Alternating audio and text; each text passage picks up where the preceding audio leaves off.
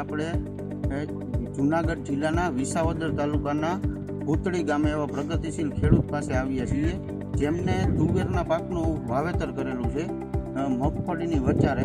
તો તેને આપણું જે વામ એચડી પ્રોડક્ટ આવે છે તેનો ઉપયોગ કરેલો છે. તો આપણે ખેડૂત મિત્ર પાસેથી સાંભળીએ કે તેને વામ એચડીનું શું રિઝલ્ટ મળ્યું છે.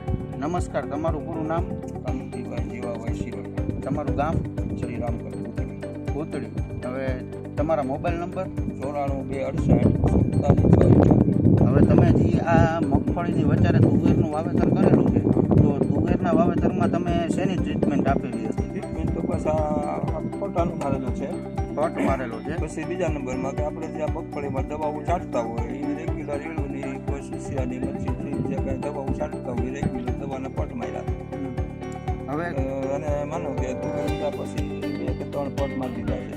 મગફળીમાં મારતા હોય ભેગી તુવેરમાં લાગી જાય. હા, હવે ખેડૂત મિત્રો તમે જોઈ શકો છો કે વામ એચડીનું રિઝલ્ટ કે તંતુમૂળનો કેટલો ગ્રોથ છે અને નાઇટ્રોજનની ગાંઠું પૂરેપૂરી બંધાયેલી છે. હવે આ કેટલા દિવસની તુવેર થઈ છે? આપણે અંદાજ માનો ને કે 1.5 મહિનાની થતી હોય. 1.5 મહિનાની તુવેર થઈ છે ખેડૂત મિત્રો, તમે જોઈ શકો છો.